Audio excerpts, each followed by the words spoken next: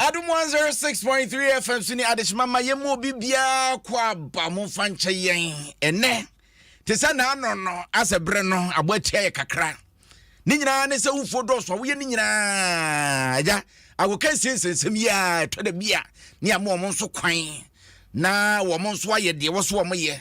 to da bia ne enso ye didi ko mo diem kakra ai yesensa ko ne nsaba etie na nya basa kremuda kana mo fanche yen Jumadie ni din de Kenkan Me. Kenkan Me. Ena opi di beka say read me. Na me din di obi dum bie kwakwa dukumi jumadie yi menam di ho chia me hyan akwa. Ene bom chi dom bom adonten ema ye di jumadie ebrewo. Na se de munim no, enwoma ye di juma ne ye frɛ no obreguo. Na anu a ye hia ye. Na ya twetwe nkomo se na wotwetwa mu de agya wo manga na ho nkomo ne di ye ekwan aga na befa so befa ne ntima pafra se mpanyimfo befa so wo monfa eno so ye boache bidin eno so konkon ho ye nkoho ne na ye se ko ye nchi ni akwa akwohwe ena no na ayi kwadwo mabre sesei wakwa kwada fiase esan se ye se ne mpna du bwama na wuduru anom so won kono ko yin nsangu utie enwoma no ene se de no masi ko so utum se kwadwo wonim ho hwe na so ye de ato ne so e de no beye ba kofo ama ne bo etia ne sai ne be kwakosie abedwafo ye krado nana wogya wa ha sanso na Reverend Corey fire wogya enso e wa ha nana wogya yi na hunamu boko awonde no ye de radiase azeme sheda ntonka he sa sisi mitonka se bibia e kama nyame adom ye de radiase na wotwini eni hia na edi nkomofa Ghana ho ne ade ntene ya sanso aba obregu so na kwadwo mabre e ho asem na ne ye ka se de ne papa ekonya asem kwa metua ai nam so ye chi ne tu mu emu asusu mpide wode tu kwa ne ade na no abi na ato no eno wasem na nano ne ka na wokra woka bibi se ase eye no mi bi ne di na chi ene ade etu hwa ede na hwa ni mu se besi na watwi wo hwa ni mu se beja no me bom pa se on beja no na wanya adwen sakra ewo de ekoso nyina wana barabo so no but won se kumi one thing is nipa de se no me di wechi a de obefu mu bia se wan fa bebi ama empabo ntumi anasa akwankyere ntumi wa ebe ye den se no me no ebe fi so se abrantie ne hyepadremi wo be den wakofa baby won se ewiaso experience adi bia beto abarabo no also won se bibia nsi kwa o what you say ewiase bibia nsi kwa it is a bibi to abarabo so bo so that moment na ade be si wo so no also ma woni ya den eba ho so wo ma woni amba ho so a oben se ebe too late na be say wa barabo afi oni be ba ho so na bibia agegu na bibia sai so what you say ntini pode so wo ho na nsoso be beto a na wa tena so hu se we analysis na so sese na hu se no problem where to mu die be journalment ase and ye normal so to anamo afei na agro ne be chance we die ye wa ani keke Reverend Corey papa anwode wo ho bacho nyame adom ne asafo ko sen nyame adom be bia wata de so die anwa ejina mu no etimi prema ni anwa mo utimi de ayi anwa mo party ele say ala yesisia o ebusia fo jina ho ye o nyame adom o bia boko ye de radiase ja kwadwo mabre nwa dwendwan ne de tete wo ya eja ye bobo hwin hu se na no se de na meka na se wo dem ti no so wo mpa ebo bia ya bota na chi ai so o dem dia ye se nyankopon betumi ayi na pie because the Joseph fam no enye bi kwadwo mabre de wa fam no enti se nyankopon adom o be pie so a nyankopon so ebetumi onyaje sachina se de na naka ya na nyame betumi apagya no e de na bla boss ne yi enti we ye futuo de mo man Ghana na se problem bia wonna mu bia no ma wa ba mu gina wona so sesa wadwen ne nyankopon betumi de wa ba besi ukoda prison ba no nche se wo wie ya no yes ye ni mo bia o wa Africa wa ko prison ba wo be ye president empanyimfo bebre yes na ye behwe no so se wo bi koda mu ba yesu ene ye ban a ye de ehia nipa no Ete say. Ne yi na kwa. Na akwa te say wo de wakwa abenti wonsem fata. Sasa bi wo bi okọ prison eba edi wachi sasa bi de akire na ye be kire sunsun na ye kire wi na na ye kwan ye mfa ne ye kire se oman Ghana ye be boa wo na obeye ukodamu ba ye woni ema bi ayeye se wa anye de a ebe ko atia wo saa etia kwane enkofa ene de no obregu sign be sie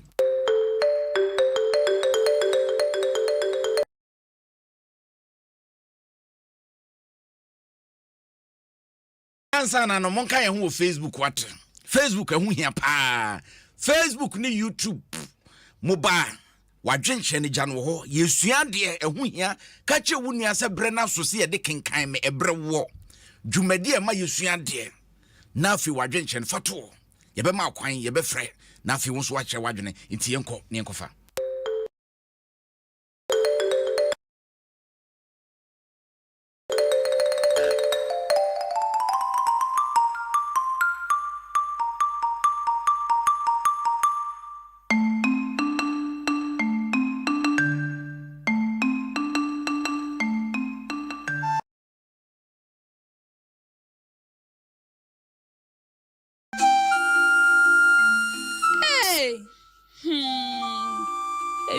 Benkura na mabei amenkwa die adentina de bia na bisa gumitie ai adenkura nti na mabei ase na mi bedi abeble senti se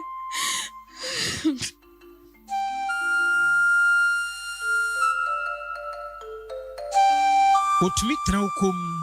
ede ne sa suna no eti ne su saa wode na adwene ekoto se na oye ababaawa fefe a wasi su pen ewo fehia kobo na ensimsimti watu afri ne nananom amanfo so akoye omanfrani mobrowa ewo obi kurosu saa no a na ne su abunuko kwame tua wode ne bae nso ede awerɛho na ebeto ne so ne bakora ne nti otu anadwo ekwan ekohunu amanekyenye edi abebrese nyina akiri nso antumi amanewre ankyekye na afi onye den drobani a obeka asem no ekire ya abraye no eka se eni maame me sere kwan na mako na me koso me konkubisa da ombebu asem no na ma me bo amane yo mabrantie mate oka mate mehwenim hey akire obeka kire ya abraye se awu ma chin ya mabrantie edwa ho na tenase mabrantie na anampai die boko die awu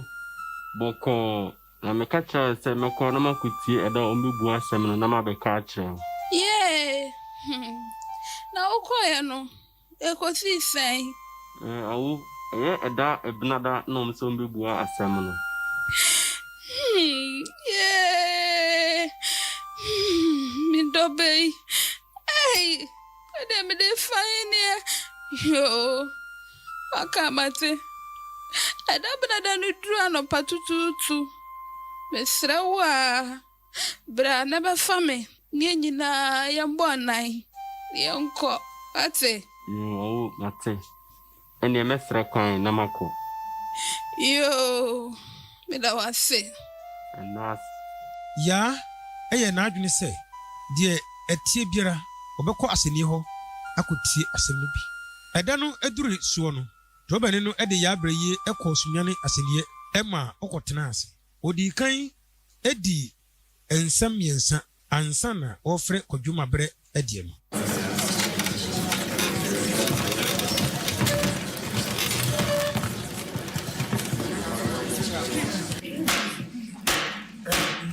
Court rise, case number 405. Eye kojo mabre ene aban ena enya. Mumfa kojo mabre emra mejina adakanim.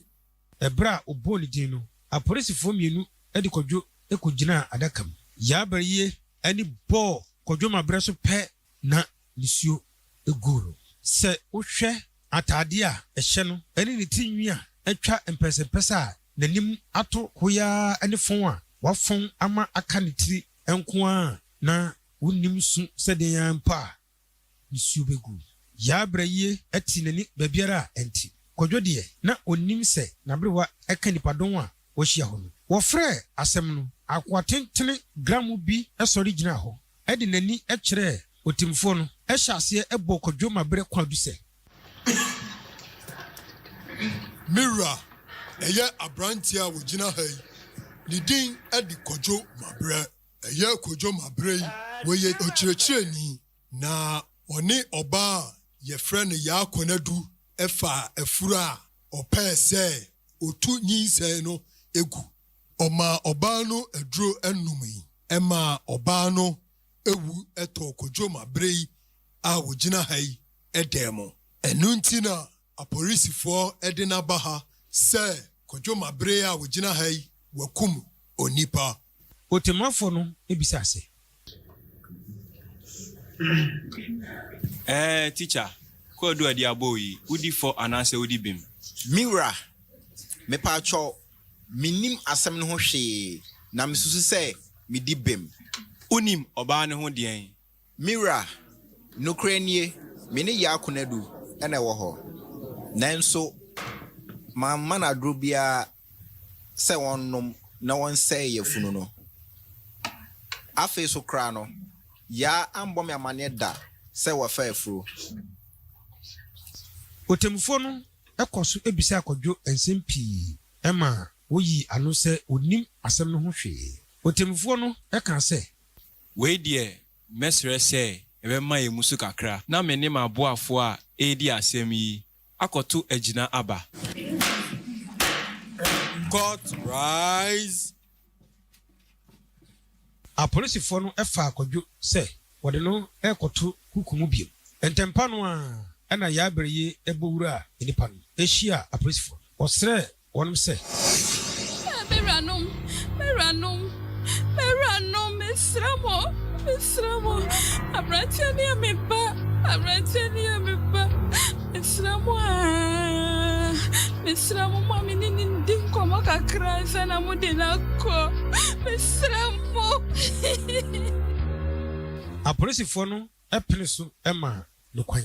ɛberɛ a kɔdwo mabrɛ dane n'ani na wɔhunu onipɛ ɛna ɔhyɛ aseɛ sɛ ɔsu ɛhɔra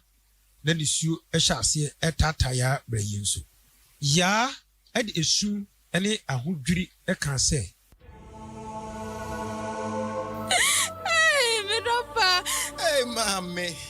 Hey, mommy, na high swear. Kodwo mabrɛ mama brɛ kwa mama diare ho efre bra obasua me edi ni sa di ko wom kodwo mabrɛ eni fi amiti oyawi arawoi kodana ni ayam hihye anada o manu to me kodwo kawini medachi ani dasuo na me jidi se kawini mekania wodi me be fa su kabimu amama kodru fie na fe ya denie kodwo afe ya denie mame fami bone cheme Mami enye mea mame facheme mame facheme fami bone nyina cheme ubetu kwai kodwo afutu oben na manfa mawo mekasa kyira wiye na fe aba ne sen abide minim se nyande amikasa kukwa enso enda de we baby akame obrogoni mi baby asukra ba yedenie minna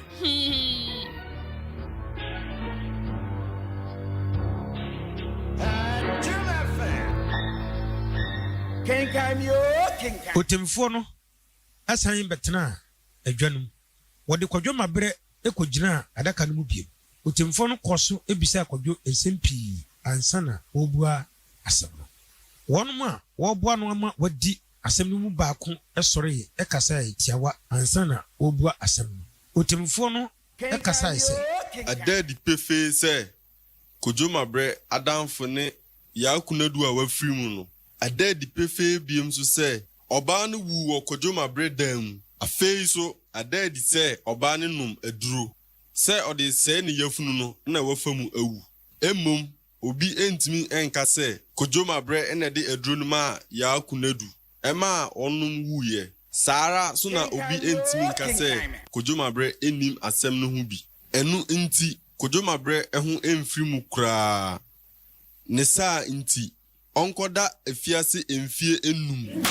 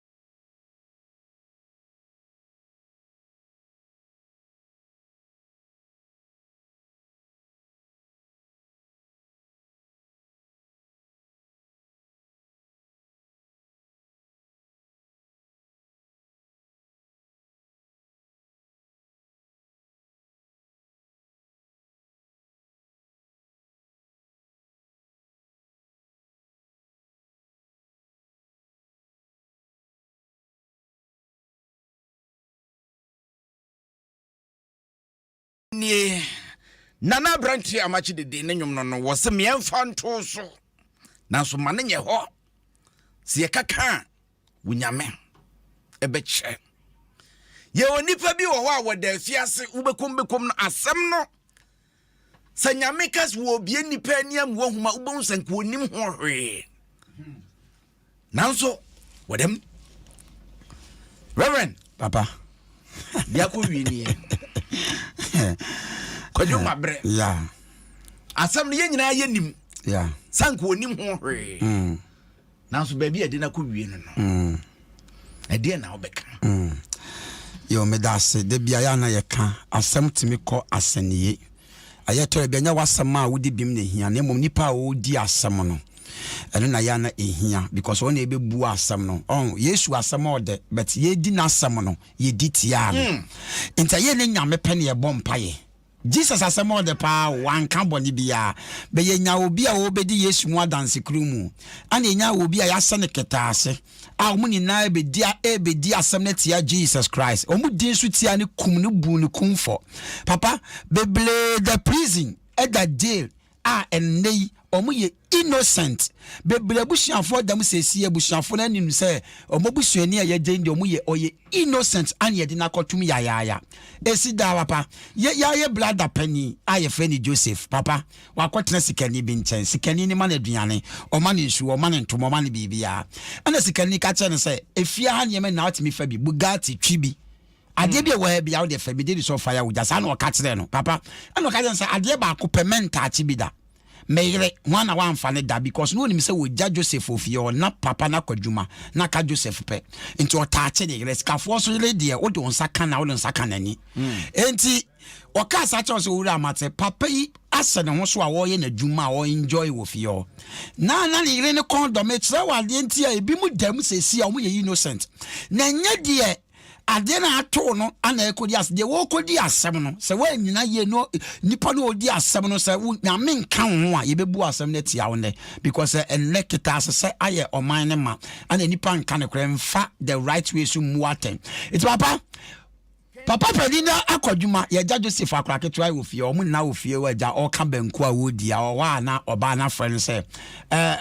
Joseph oseme wa wasebla oba ya wase ena me kondo me pesa me yankasa oba na me ne woda ana Joseph say maame asem we o ka enye ye because me wura wase bibia metimi fa bet wo de wa ka me mame nko oba nse sesai okay ana okoye no asa friend second time wa ba ne bedroom na oba nankasa to asen so na was starting me a Joseph say no se me ye boni we pa de bi nsida enti wo sori adwane na wo ba ne so na taade mu na wate atade no na atade na ka wo na wo ba na nkasa san ye dede amenkofo aba wo say Joseph na ote yen na oba be repu me ni kun ba ya papa na waka the same theater ni kun so wo say monfa police formula e kofa police formula ni abechi akola ketua wote obi ncho ye innocent ne de na to jail ya jail ne de na to fiase odi asem ni mo be enti se ne obi tie yen ye de asem bi ato no so wonim ho hwe Wanu anim se nakoma mu asem na ye de ato no so no enye nokwe nanso hwan na etie na asem hwan na ekodi ama no safo no bompaye mom papa ye bedi mpaye mom pa nyame pe ana sankof no twitwaje wo mo se nyame amem papa tese wabla boni na asai yedi mpaye mamo mo amunu no madam omuda jail utie me dey so for fire wo ja Reverend Jaden Corre utie mo Adom FM wabusuani bi da jail se de Joseph kotu ma wodi bim enne de etie ye nipa ni di bim oni for better na kotum ya ye sugu no so ene mpaye me ba ma wo se honwo ma e bowura efiase wakoyi Joseph epie ye sa honwo ni bi monwura emonwula wunia no emonwula wabla bom emonwula court wo emonwula lawyer ho na nyankopon sanifa enko deliver wunia no asem na ye dia to no so no after this prayer say wutie me na obetimi aka ame awurade really so say moso amonya sam afi na sam ne be kwasene he onyame nkasama wate bebia no kura ni de bia la awurade manimpie na se wunia bi so dema wo be pia be ye from no abeso aba ma wabusua because odi bim and ye didn't call two empire way and sunny or mine can amen amen and to say ya not two in fire yan fa someone to so da areho now we say ya grow ya mouth 5 years 6 years which in misa unko repu no unyintro unya rapa ya ubesu nyametiase Reverend Corey no nana mini akumi ma memra wo so sane na no ye kan ye no yesi akwada wanzo oni awose said yesi kantie sa na bo hatie sa ekwan a kwa metuafo aso koda mu enu abi nene na ka mehwe mu sanke nenke ye de ayi kwadwoko ye kura no anka awurade bebam na kwanya ntredidim nanso ama ne sa se yesu won kodam sa bibi sa ekoso wa abusua mu a eno no ekire sen kuni bibi sa ekoso wa abusua ni mu a adase abusua no first they dikan ebia na ebusua de dikan no makoye bibi ama no mi bia edan abafie ho te sa de we mo no sa what is it ama etire mane ye den na etwa so anase ebre wo ho because emre abusua fo no kwakoje sa ebu ana titimre ho so bu ana tumi bi ntino omutimi de akon edi ko ebu asase se no mo de akon no ma de won akogye asase na de edi so adaso mitimi twantro da to obi so yaya no makunu yaya na nipa na de adome oman no anaso kroman no se nipa no dubi kroman na ebia ebe ya awo ntoatoaso saa na dinya ojobu akọ afianse na yawo no kwa still na de ni se edi nechi onim ho hwe nanso bibisa no so what you say because the echoes won na nam afam no onim say bu akwan we so na mo nana ye den ekofa ya se bi om koje efie kunwa ye den ebesi ho anase akwan we so na oni nana no ye de ekoje asase we de ebesi ho mo ye de omo teso so na be kan wa try nana no mo ye de ewuko itomo ewuko no afide de aka nya ye den no me nko a eya semu so what you say until so ye nipa dasani ena tem ya make say uye nipa dasani na wotu yase na wunim se brother wo bon umia we no bo brane pa but uba na chese eda etire na abeda na hawo ene no me bia de eda to abraba so na ko enko besie ye hwesanka kodwo wonim se ne papa saa ne to na ebia ko behwe na na monto yie na so ma anka awofo eto de bia enoma ye di suma ye ma bibiasi anka wose ye kache nkwada no na omadwene ba omo so etu ohu se bi ba pe no se wei ebiasi me fie pen e ya asem na eba no na so ye nka ni atwentoma na de kuri so enti akwara na ekwa onim se bia se ne fie pen no ono so akọ se fidi kro na yi no nana wo hwa awofo ye boye ma Debi. Won say Temia Kumi awofo ye nipa bia sebe ebi mutu mosu because first the edikan ni de wan ebia boni bia wakodi mri bia atwa mu no ontumi nka tere ne ba ne say bibi say ina makwaye den makwaye o onka wakwaye nkude no abesi ho ono fi say wo asam na ehwo adwo nteno ano no debi asa wakọ obi ade na nipa na ba odua no wi ode wasefo nsa ya de adase aka ho kumi so mo hwe ya masefo nyina ba hye nipa na wonu firi wase ne nim hwe wanya bi ebi be ka no because we dey ofuru mafifi ho so ade ase ebi be ka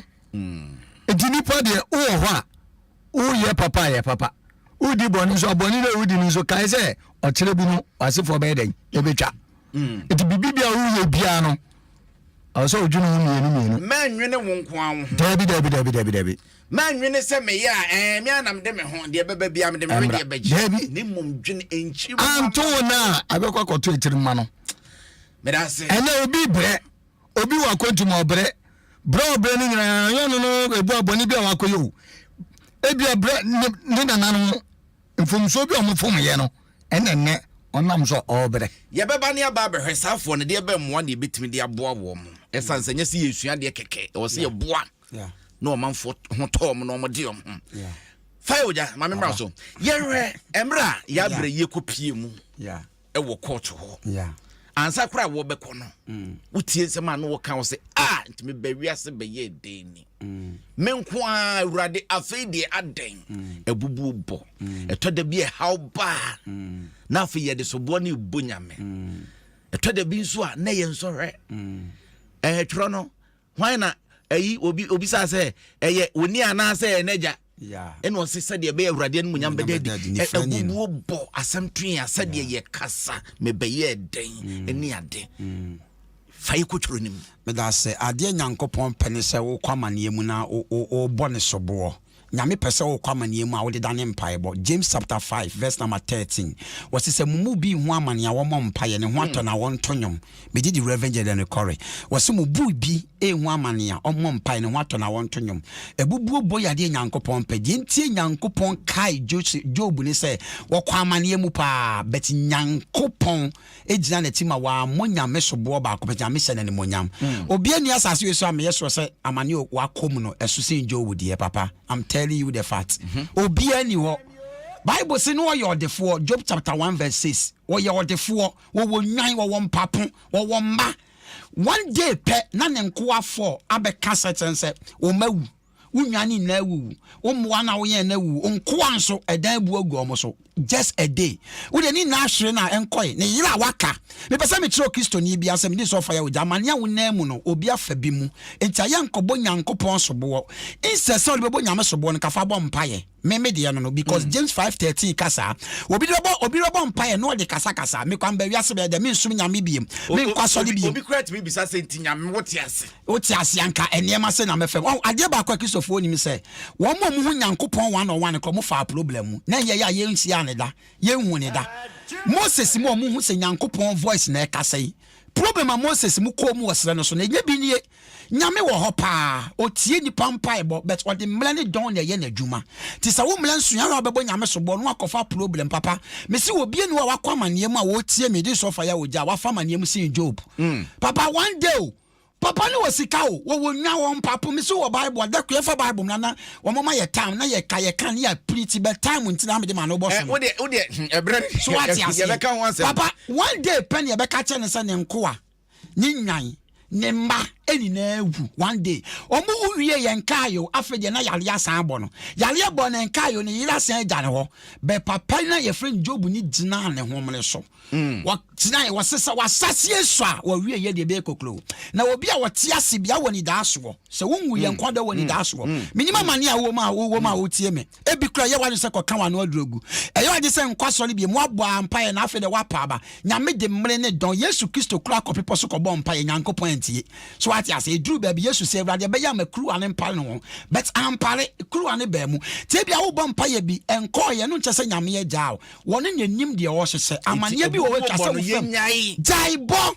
obobo se nyankopon bi be fu obobo sa ensre bi adi wa mane na ti no wo se wo kuni twema ye be se wa hene che nti sem bia wo de wa no tekere maka no ebetie nyankopon etia ne pe ade atwa se wo de bla wo future na afi de asai papa Job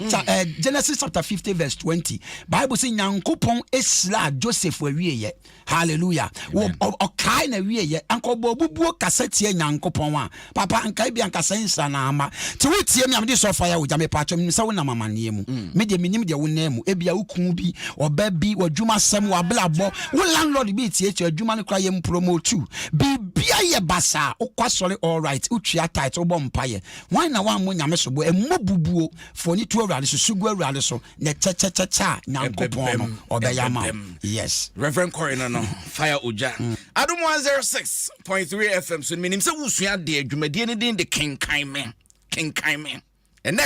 ye ni abre esanse ye kwa ye ba nipa bebre ni nam sa ha wi bi mu wo hu ba bia won fa kasati ebi kreti mi kasa kasati nyanko wo chale what it ye pe wo si nyame ni ho wo yare na no ja mini agu no ye mantem okwadwuma na ye tade a ewurade obayi nyame aye da ya ntade odi di nyankopon atem eye nome no obe so apa na oja ma membra wo so yenhwe ya brayie afutu a wode ma ne ba otiase mo kan ya wo se mitu wo fu na minim se obetie no wasonson ho se wemfo ba ka ufrantomago a wonim pripragro nanso wantie empanyin wa asem biom ka se empanyina no yesu man yetufo no wantia ukọ antiade yenhwe afutu a ya na wofo womode ma womma ene se de yemfa ya adwene enkoso ehun sunsanso ene sen kumi nyame nshira medine na oja kumi wonim ewiase ye wo no se oya akwara na oni penifie na uye bibi na kacho kumi jayo na oboso kumi jayo shine jayo anaza oye boni bi na penine boso shine jayo kumi jayo what you say ana fadom ni kumi de wan jaya anu we ese do bi e wo wiase se duwoti a kumi bibi bie bi obeye be da enyo bi wona kasa no adome ne ba because of them nkwala bone sama akwara ne ye akose jayo de oye wen jayo obebro akose jayo de oye no mi wen jaya ampampa so wen jayo ni tuna akwara ne be yemra sa asem no so wakofa asem aba yesi asem bi esafo de bi asem bi pono eya wo a wofo bi di e de kaseti ayema enye ena obebre ena ensi uye ena oda ache na abehu misu brebre menkase wu afa meko kashen kodru mo sansensem no honhom etimi adwuma kumi mamenka sem fancho ewiase na oni pabia no honmienu ina di wachi papa ene bone so what you say de wode wa no beka no ka papa susum be de besom o ka bone so abone susum so be de ebesom enti de moment say o ka bone sem de to so ai say mi kumi mi no nam ne temi o kan kuku se ma mi no fada mfu bio ana me no ya de no wa bamubu a mi no ye adwuma bio so what you say mimi de ne say mi no ye adwuma ye hwe ase kora nya kukudro say adwuma na ye ne ye say peja ebe den ebe gina ana say tembia for wa no ye de faka ichirasam ada say asem papa say de me kan what you say kai say nanu bi madam fubia acha bi ye to anam say me person ko radio wudi masmo ka kire me wo nyansa be na ani ma de ko radio enso ne metia brand be mi free ha ye woni pa bi wo ho a wo ne wo nam wo ben wa omo brewase what you say omo brewase eti ya ba matiefo abem na ansa na nana yenhwe eti se kobase okupie tibia bi sem afutuo no yetu wanti de besi anya asi awie te se kwadwodie kumon se ewiase we efuturo nsakra ni po ade sensohwe ena nipa bia no nim ufa sohwe mu eye metumi no eye unya experience bebre our life ama woni da woni so bie ama wu nipa ama wu nante musu ye enye obi anso na sansori no otimi fam pie ai se untumi mfemu a otene bu femu pie a obesu anyansa ya meti for mram nemum ma menkai o manfo say Valido Spices ekuta yemu ye were fried rice there, ye were jollof rice there, ye were curry, any ginger spices. So ben aduane na be ye de ewu fia. Ye Valido Spices. Ochira ye Monday nkwara ne be ko school, momfa mo jollof mo momfa nko. E mo madwene mu da ho. Me pa chaw, me ma oba nya ehwa. Essence one for Valido anu aduane na obi de no na oba ne da ne ehwa a. Wa wasema. Phone number we say 020 2102 020 2102 Sanso and 0244 214521 0244 Valido Spices was say Emma Adriane Yede pa Bram na fe won so che wadwene number na 0302 21 6561 0302216561 and 0302216562. Edian was yenko Facebook. Now Facebook or man for adventure mode aba we see a friend Anthony Mensah and was a fire uja when na uja mo boy juma pa nyamishamo and ya juma pa mo bo hello. Hello. Bacho wani. Bacho Jonathan Chemase. Joe yentio. Juma de ni de ya yenya kwansia tie de sua de pa. Sebi last week we can say there two brenya refinishing kaka emu de hen ne ba no na me say there two ne papa no be start the same thing as Anthony no papa ko wi afia se abla abone na onye bi oh me ya kwa mi tiane ko do mabre enya ba ye monpaye na ne be bo won so brem na feature wadwene hello. Yeah, hello. Mpacho hwani? Pasako abomeka GH. Yo, pasako yentio. Yeah. Ni papa kasem bi se. Ewiasi we obi nunu etumi kodani owo ma obi. Ana obi ewu nsu tumi kodani nunu ema obi. Say kojo mabre nunu na kodani owo ama baba wanu. Baba wa dani dem. So, ewiasi akasa ho. Obian so me no obian hwe ni mo yedase no wadwenche yemfa ofrefrofro na yenkoye ni hello mpacho wani good evening Luis in Pacifica so mpacho ma oneso ma mekakra mpacho Luis in Pacifica so Luis entio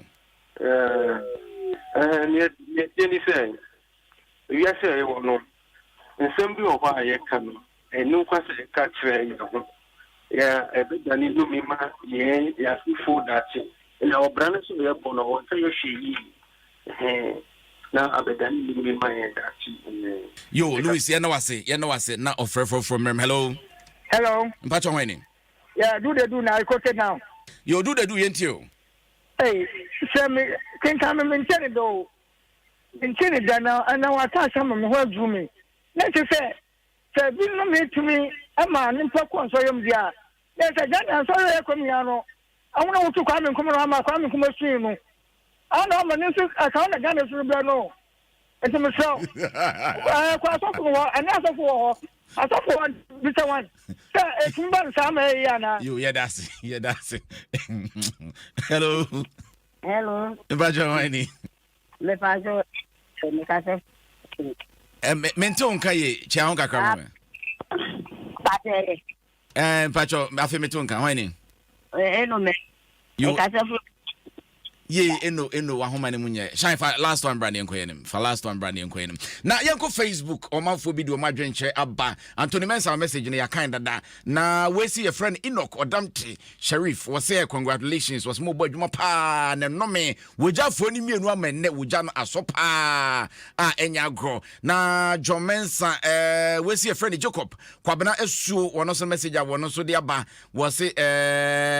I was so tea dwumadi no pa Boaten John one the emoji in what the buy so na ya pukua enso dia wo dia bomb pai bono no de ame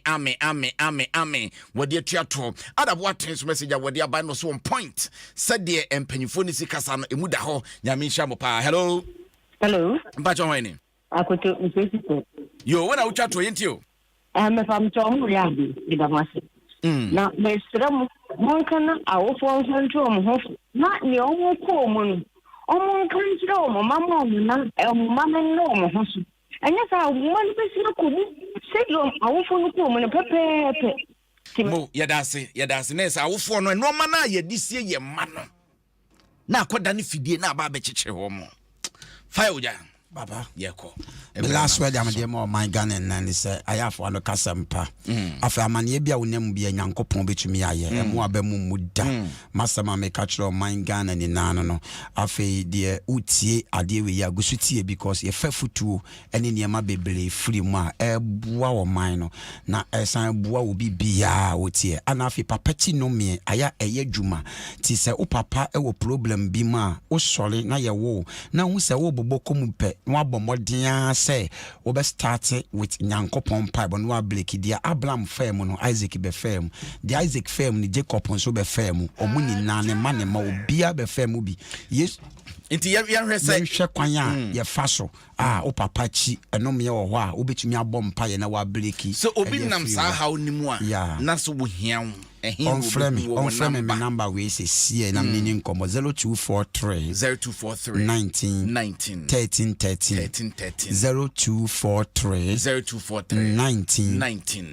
13 Friday we ye be watch night but Wednesday 3 p.m. ye consultation one on one so what me voice now am na e bia mu a wo the frame number ni say 0243 19 13 0243 19 we flame say see be metia me maame boa ma che modan kotokom nyame islamu nyame sha so happy belated birthday nkoma shan akwa enra na any birthday enu wadi she ni botom no de nam kuruma ala yanto happy birthday it na happy belated birthday nkoma na ochina me maame baako Hajia Ramatu Kache down Tantra Hills Hajia Ramatu Ghana Education Service Special Education Unit we directors ne baako happy birthday in advance and confirm on nana oja minakumi yeko obi se tem ya ba radio isu ya se ni minuro so ye nkyere duro ene meche duro baako uyo obi a wo akoma yare a petamiu tamiu ye didi bone ye de sai ade ye sa de sai yare wo akoma yare petamiu na wo horo ho kama na we anasa obepe kube ye ai di o mayi hu no nanu ananom akoma yare na be jai wow aha uyo obi so a ebia wo de abra oniamu no sebe kwase ebu nko ha ene nipa ya de bu ananu driver bi ba me cho kana se na ye mawreho sese obi ama no wekempe aka kunu obetua ka na wie no na fi asem bia bebom na ya je ka na fininsa sai nipa na de be mo na eni sentina se utu na mo na de na oba maso ya meboa ebia wo ye adwuma na adwuma na wo ye nso adwuma na nkoso anase skasem aye den e de amawo me pacho pe odi aba eni nkutope fabra me be de be susuma kwa kire de me wo sapema wo yira number ben wo jira me telephone ma wo fra 0244 92 93 sorry 0244 92 94 33 0244 92 94 33 me no mesne 20 na ya na abafiti na last one ka ho last one is 0244 92 94 33 nyame show fire oja na oja Pitro kaka mi o minro aha ena yedi dwumadie ni esie eye kenkan me Topman multimedia so pese onya media mu nimde pa esipine sita eho na wo so do wani kire bomode asa obekọ bibi afa media ho bia no wo be kire no wa ben se ja for Topman multimedia was 0244 022